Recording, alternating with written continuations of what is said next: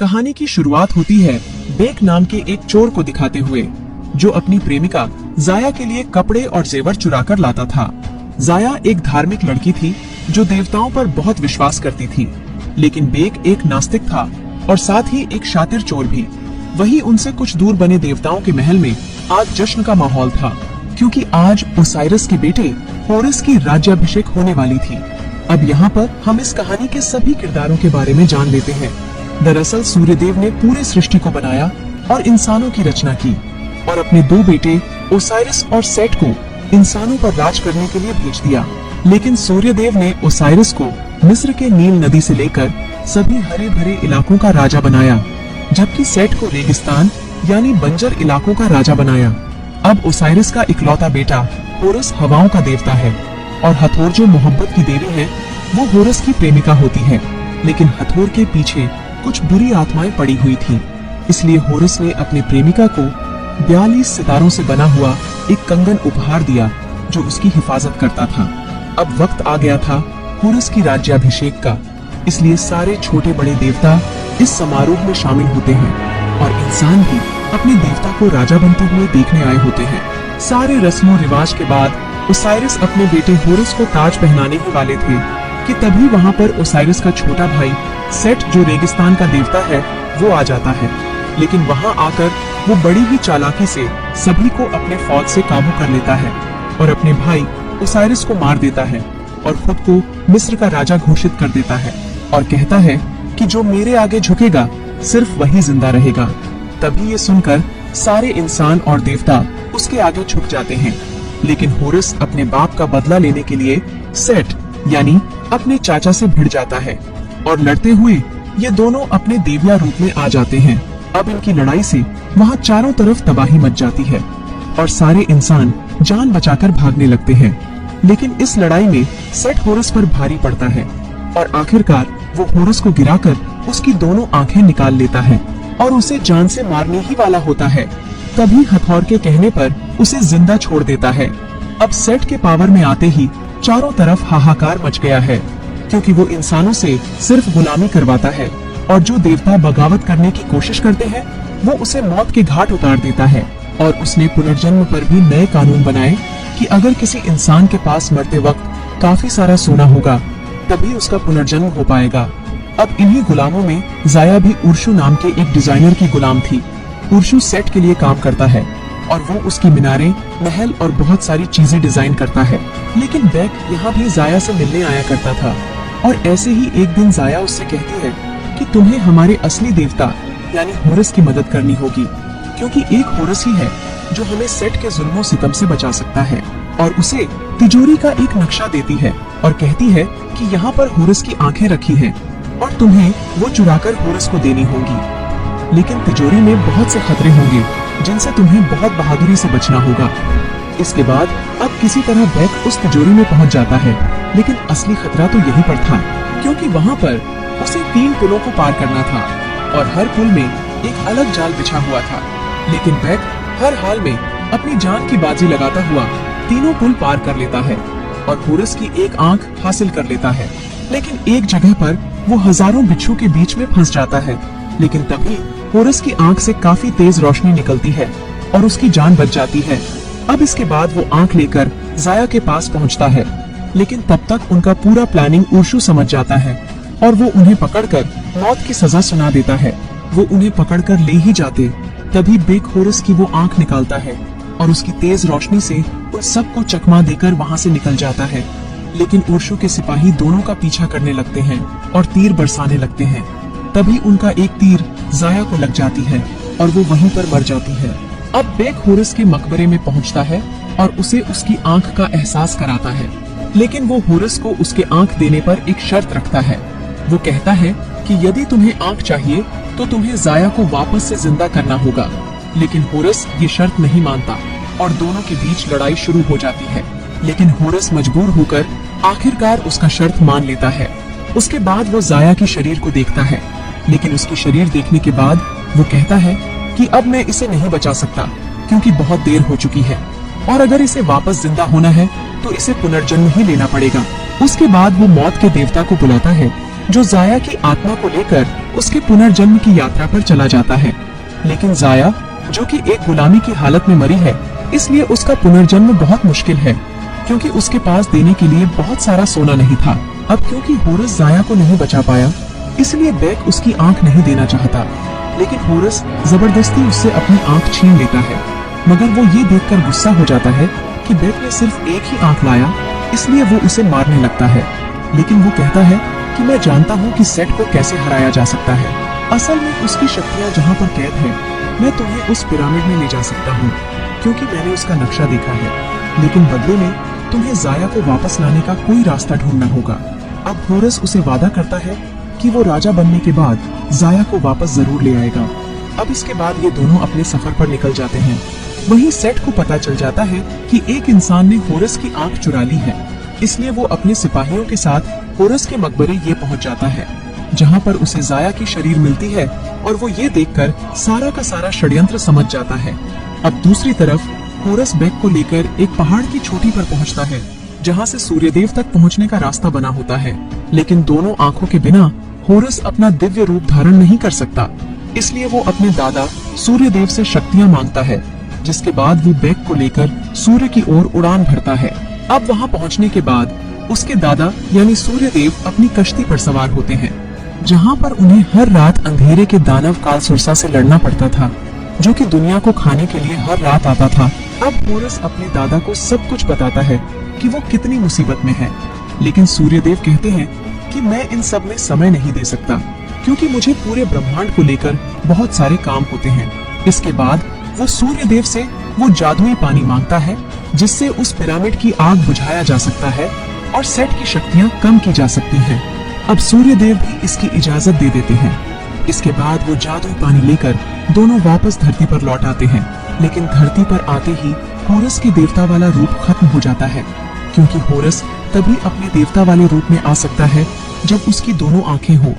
अभी वो लोग जंगल में ही होते हैं कि तभी उन पर सेट के सिपाही हमला कर देते हैं। अब होरस और उन लोगों के बीच बहुत लड़ाई होती है, लेकिन आखिर में सेट के एक सिपाही होरस को पहाड़ी से नीचे गिरा देता है। ये देखकर बेक भी उसके साथ कूद जाता है, लेकिन गहराई में जाने से पहले ही होरस अपना वो हथियार खोल देता है जो उसके पास था, और वो दोनों बच जाते हैं। इसके बाद अब होरस कहता है कि सेट अब हमें मारने के लिए अपने सबसे ज्यादा खतरनाक लोगों को भेजेगा। अब यहाँ सेट हथौर यानी होरस की प्रेमिका के पास जाता है उससे कुछ मांगने। जैसे हम जानते हैं कि होरस और हथौर एक दूसरे को बहुत पसंद करते थे, और हथौर मोहब्बत की देवी होने के साथ साथ काफी सारे शक्तियों की मालिक भी थी। अब सेट हथौर से कहता है कि तुम मुझे मरे हुए लोगों की दुनिया में लेकर जाओगे, क्योंकि मैं उस दुनिया पर भी राज करना चाहता हूँ। लेकिन इस बात के लिए हथौर साफ मना कर देती है। दरअसल हथौर को भी ये बात पता चल चुकी थी कि होरस को उसकी आंख मिल गई है। तभी सेट हथौर को मारने के लिए आगे बढ़ता है, लेकिन उससे पहले हथौर अपने हाथ से जादुई कंगन निकाल देती है, और जब वो ऐसा करती है तो वो थोड़ी देर के लिए मरे हुए लोगों की दुनिया में चली जाती है। लेकिन बहुत जल्द वो वापस से उस कंगन को पहन लेती है, जिससे वो मरे हुए लोगों की दुनिया के बजाय कहीं दूर एक रेगिस्तान में जा गिरती है। अब वहीं हम देखते हैं कि होरस और बेक एक काफी पुराने मंदिर पर हैं, लेकिन तभी वहाँ पर सेट की भेजी गई दोनों खतरनाक औरतें बड़े बड़े सांप लेकर वहाँ पर आती हैं, जिन सांपों के मुंह से आग निकल रही होती है, और ये सांप होरस और बेक पर हमला कर देते हैं। लेकिन ये दोनों उनसे बचते हुए छिप रहे थे। पर तभी वहाँ पर मोहब्बत की देवी हथौरा जाती है, जो अपने पावर का इस्तेमाल करके उन सांपों जैसे मॉन्स्टर्स को खत्म कर देती है। इसके बाद ये लोग वहाँ पर जाते हैं जहाँ पर होरस की दूसरी आंख है, और वो जगह है एक पिरामिड। अब बेक कहता है कि मैं इस जगह के बारे में जानता हूँ और मैं इसके अंदर जा सकता हूँ, पर हथौर कहती है कि अंदर जाना इतना भी आसान नहीं है, क्योंकि जब तुम अंदर जाओगे तो वहाँ पर तुम्हारे सामने एक बहुत बड़ा रेतीला दानव आएगा, जो तुमसे एक पहेली पूछेगा, और अगर तुमने उस पहेली का सही जवाब नहीं दिया तो वो दानव तुम्हें मार डालेगा। ये बात सुनकर होरस अब निर्णय लेता है कि वो गॉड ऑफ इंटेलिजेंस यानी ज्ञान के देवता के पास जाएंगे, क्योंकि उसके पास सबसे ज्यादा अक्ल है और वो सबसे ज्यादा समझदार है। इसके बाद ये लोग गॉड ऑफ इंटेलिजेंस के पास जाते हैं और उसे सारी बातें बताते हैं, इसलिए वो उनका साथ देने के लिए तैयार हो जाता है और वो सफर पर निकल पड़ते हैं। लेकिन रास्ते में हथौर को होरस और बेक की डील के बारे में पता चल जाता है कि होरस ने बेक से ये कहा है कि वो उसकी प्रेमिका की आत्मा वापस ले आएगा, जो कि होरस के लिए नामुमकिन है। ये बात हथौर को काफी बुरा लगता है, क्योंकि अपनी आंख लेने के लिए होरस बेक का इस्तेमाल कर रहा है और ऐसी हरकतें एक देवता को शोभा नहीं देता। अब इसके बाद हथौर बेक से पूछती हैं कि क्या तुम अपनी प्रेमिका से बात करना चाहते हो, क्योंकि हथौर की वो कंगन मरी हुई लोगों की दुनिया से कांटेक्ट करवा सकता था और हाथोर ऐसा ही करती है, जिस वजह से बेक अपने प्रेमिका से बातें कर पाता है। वो जाया से कहता है कि तुम फिक्र मत करो, मैं तुम्हें बहुत जल्द वहाँ से निकाल लूंगा, क्योंकि हमारे गॉड होरस हमारे मदद कर रहे हैं। अब इसके बाद ये लोग उस पिरामिड के पास पहुँच जाते हैं, लेकिन उसके अंदर जाने का कोई रास्ता नजर नहीं आ रहा था। पर बेक कहता है, मैं जानता हूँ कि अंदर जाने का दरवाजा कहाँ पर है और वो कैसे खुलेगा, क्योंकि वो जानता था कि अंदर एक वेल है जिसके घूमने से वो दरवाजा खुल जाएगा। इसके बाद वो दो पत्थरों के बीच से अंदर जाता है और बड़ी मुश्किल से किसी तरह उस वेल तक पहुंच जाता है और जैसे ही उस वेल को घुमाता है तभी एक दरवाजा खुल जाता है। इसके बाद सभी अंदर आते हैं, पर अभी ये लोग आगे बढ़ ही रहे थे कि तभी इनके सामने वो बड़ा रेतीला दानव आ जाता है जो इनसे पहेली पूछेगा। फिर वो दानव इनको पहेली पूछने लगता है। पहेली ये थी कि मैं नहीं था पर हमेशा रहूंगा, किसी ने मुझे नहीं देखा और ना देखेगा, पर हर जिंदा और सांस लेने वाले को मुझ पर भरोसा है, बताओ कौन हूँ मैं। तभी गॉड ऑफ इंटेलिजेंस काफी सोचने के बाद एक जवाब देता है कि इस पहेली का जवाब है आने वाला कल, और ये जवाब सही हो जाता है। इसके बाद वो रेतीला दानव गायब हो जाता है और उन्हें आगे जाने देता है। फिर होरस उस पानी को निकालकर बस गिराने ही वाला होता है कि तभी वो एक ट्रैप में फंस जाते हैं।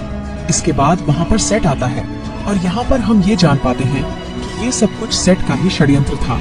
अब सेट यहाँ आते ही गॉड ऑफ इंटेलिजेंस का दिमाग निकाल लेता है और कहता है कि बहुत शुक्रिया, मुझे इसकी बहुत जरूरत थी। फिर यहाँ पर मौका देखते ही जल्दी से बेक उस जादुई पानी को उठाकर आग में डालने वाला ही होता है। तभी सेट बेक को एक नेकलेस दिखाता है और कहता है, क्या ये नेकलेस तुम्हारी प्रेमिका जाया की तो नहीं है?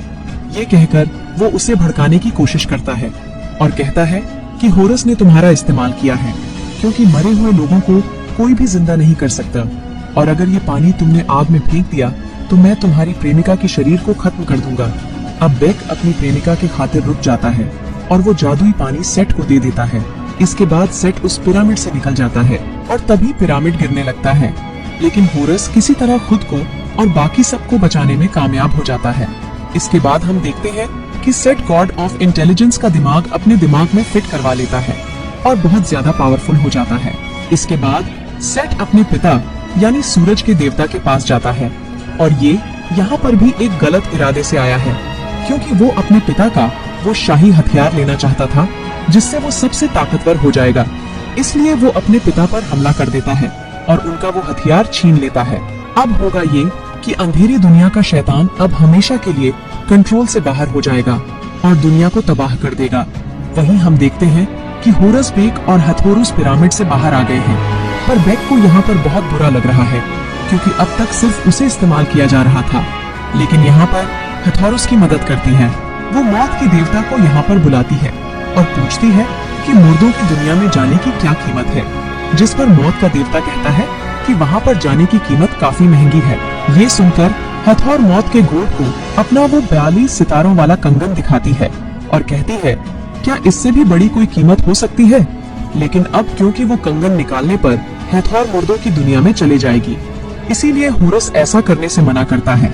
लेकिन फिर भी वो अपना कंगन निकाल लेती है और वो खुद मुर्दों की दुनिया में चली जाती है। अब क्योंकि बेक को वो कंगन मिल चुकी है, इसलिए वो भी अपनी प्रेमिका जाया से मिलने चला जाता है, जहाँ पर जाया की आत्मा एक आखिरी दरवाजे तक पहुँच गई थी और यहाँ पर उसके लिए एक काफी बड़ा इम्तिहान था कि अगर वो बहुत ज्यादा सोना देगी तभी वो दुनिया में वापस जा पाएगी। लेकिन तभी यहाँ पर बेक वो जादुई कंगन लेकर आ जाता है।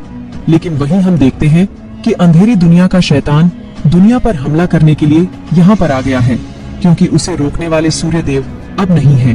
तभी मौत का देवता बेक को कहता है कि जल्दी वापस होरस के पास जाओ, क्योंकि वो ही है जो इस अंधेरी दुनिया के शैतान को रोक सकता है। मैं इसे ज्यादा देर तक काबू नहीं कर पाऊंगा। तभी बेक इस दुनिया में वापस आ जाता है और होरस को सारी बातें बताता है। लेकिन वहीं सेट के पास उसके पिता के शाही हथियार होने के बावजूद भी वो उस शैतान को इस दुनिया में आने देता है लेकिन वहाँ पर होरस आकर सेट को रोकने की कोशिश करता है, पर उन दोनों के बीच एक बहुत बड़ी लड़ाई शुरू हो जाती है। लेकिन इस लड़ाई में भी सेट होरस पर भारी पड़ रहा था, क्योंकि होरस अपने देवता वाले रूप में नहीं था।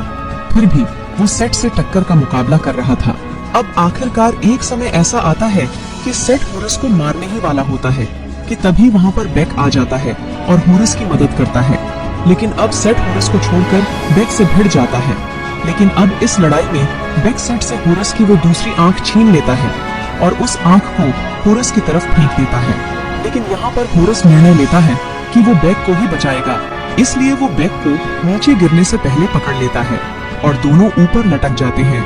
लेकिन तभी सेट उस शाही हथियार से वहाँ पर वार कर देता है, जिससे वहाँ से आग निकलने लगती है। इसलिए होरस वहाँ से अपना हाथ छोड़ देता है और दोनों नीचे गिरने लगते हैं। लेकिन नीचे गिरते समय अचानक होरस का रूप बदल जाता है, यानी वो अपने देवता वाले रूप में आ जाता है, जबकि उसके पास उसकी आंख भी नहीं थी। तभी यहाँ पर उसे ये पता चलता है कि उसकी सारी शक्तियाँ सिर्फ उसके आंखों में नहीं, बल्कि इस बात में थी कि वो खुदगर्जी छोड़कर एक अच्छा देवता बने और किसी की मदद करे।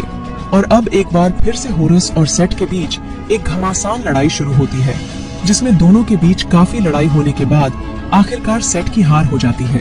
और एक समय ऐसा आता है जब होरस सेट को मारने वाला होता है। तभी सेट उसे कहता है कि मुझे एक मौका फिर से दे दो और मुझे जिंदा छोड़ दो, क्योंकि मैंने भी तो तुम्हें जिंदा छोड़ दिया था। पर होरस कहता है कि मैं तुम्हारी तरह बेवकूफ नहीं हूँ, जो गलती तुमने की है मैं वो कभी नहीं करूँगा। ये कहकर होरस सेट को जान से मार देता है। अब वहीं पर अंधेरी दुनिया का शैतान उस जादुई पानी की तरफ बढ़ रहा था। तभी होरस अपने दादा यानी सूरज के देवता के पास जाता है और उन्हें उनका हथियार लौटा देता है, जिसका इस्तेमाल करके सूर्यदेव उस अंधेरी दुनिया के शैतान को वापस उसकी दुनिया में भेज देते हैं। अब इसी बीच हम देखते हैं कि बेक की मौत हो चुकी है, पर होरस को अपनी शक्तियां मिलने के बाद भी वो किसी को वापस जिंदा नहीं कर सकता। इसलिए वो बेक को उठाकर वही मकबरे में रख देता है जहाँ पर जाया यानी उसकी प्रेमिका को रखा था। तभी वहाँ पर सूर्यदेव आ जाते हैं और होरस को कहते हैं कि मेरे पोते, कहो तुम्हें क्या चाहिए, तुम जो मांगोगे तुम्हें वही मिलेगा। पर होरस कहता है कि मुझे कुछ नहीं चाहिए सिवाय उसके जो मैं दे नहीं सकता। इसके बाद सूर्यदेव बेक और जाया को वापस जिंदा कर देते हैं। अब इसके बाद हम देखते हैं कि होरस अब पूरे मिस्र का सबसे अच्छा राजा और एक शक्तिशाली देवता बन गया है और यहाँ पर एक नया कानून बनाता है कि आज से मरने के बाद पुनर्जन्म हासिल किया जाएगा दौलत से नहीं, बल्कि अच्छे कर्मों से, दया और दरिया दिल्ली से। इस दुनिया की जिंदगी में हम क्या करते हैं, कैसे करते हैं, सिर्फ इसकी अहमियत रहेगी, ना ही बहुत सारे सोने चांदी और धन दौलत की। और इसके बाद अब होरस मरे हुए दुनिया के लोगों में जाता है, जहाँ से वो अपनी प्रेमिका हाथौर को वापस लाएगा, जिसने अपनी ही जान का त्याग देकर जाया की जिंदगी बचाई थी। और अब मिस्र के हालात बहुत ही खूबसूरत और शांति हो गई है। और इसी के साथ ये कहानी यहीं पर खत्म हो जाती है।